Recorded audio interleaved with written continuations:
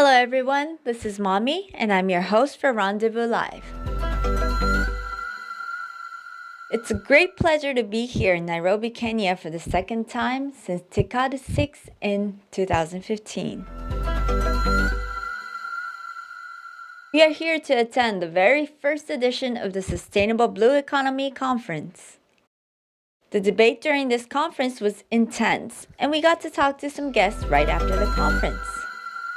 So Honorable Ababuna Mwamba, as the Chief Administrative Secretary in the Kenyan government, how do you think the government can leverage on diaspora contribution to the sustainable exploitation of the blue economy resources? The diaspora is a key constituency, and it's because of this appreciation that the Kenya government has invested heavily in putting in place necessary infrastructure for the diaspora to engage in everything that is Kenyan. We have a specific policy that we have put in place on diaspora.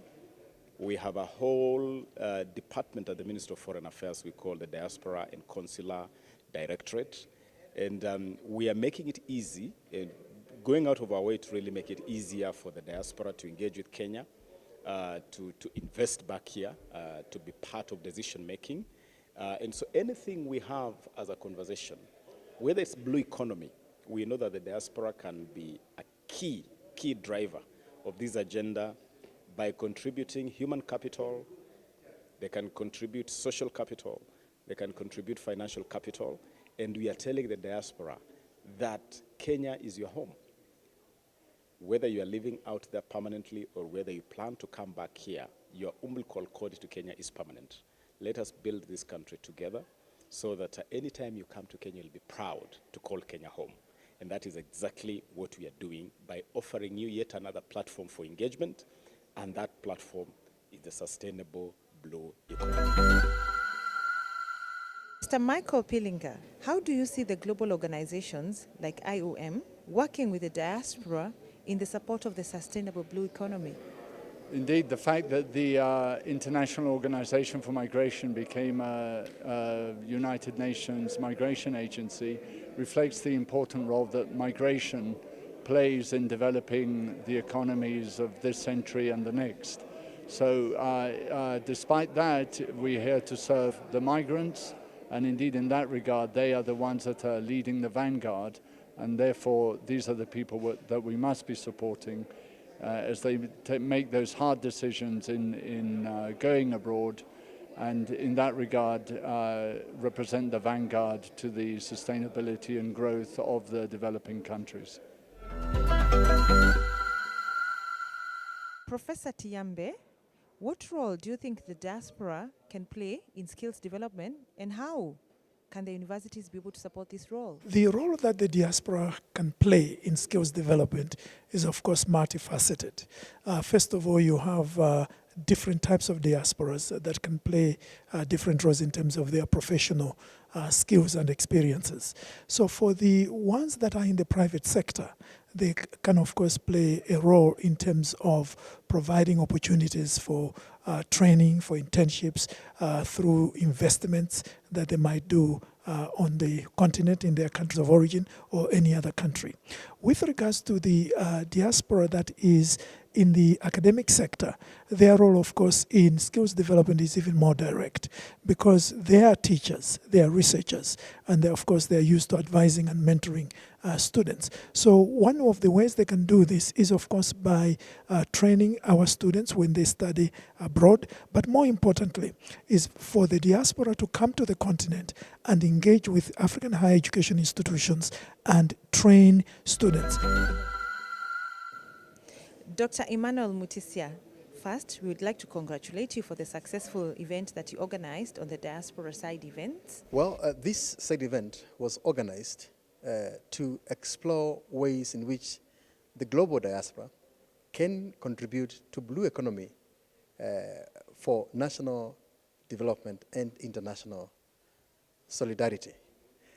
With our co-organizers and sponsors, we have had a very successful event with several expert speakers and participants from several countries who raised comments and contributions into the ways and areas in which the global diaspora can support sustainable blue economy development.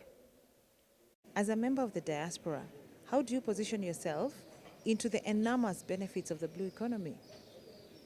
Well, the blue economy provides an enormous opportunities for the diaspora in three ways. One is through investment and business development.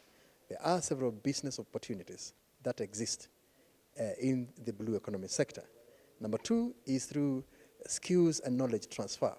This should happen through research, through education, through innovation that the diaspora possesses in their countries of residence.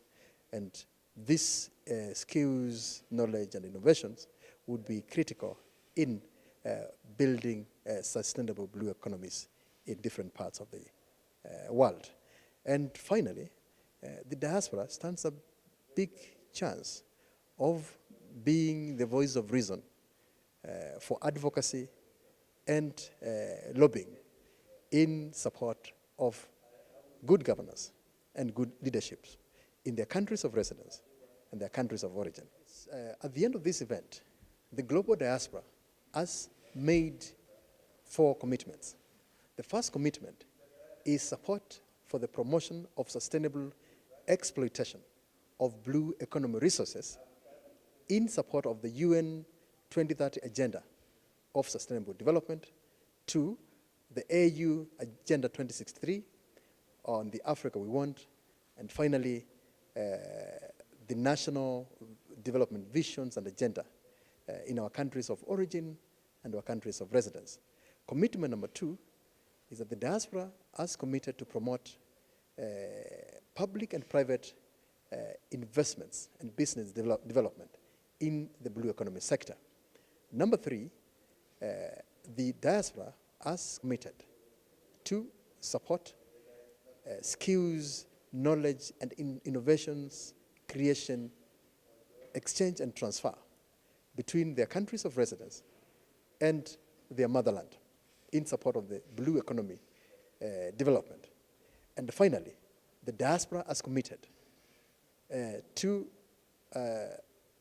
lobby for good governance and good leadership in support of the sustainable exploitation of blue economy resources in the different countries that they reside in, and also in their countries of origin in support of global sustainable development. So those are the 4 commitments that are the outcome of this event, and this will be packaged into an action plan that the diaspora must implement in support of sustainable blue economy development.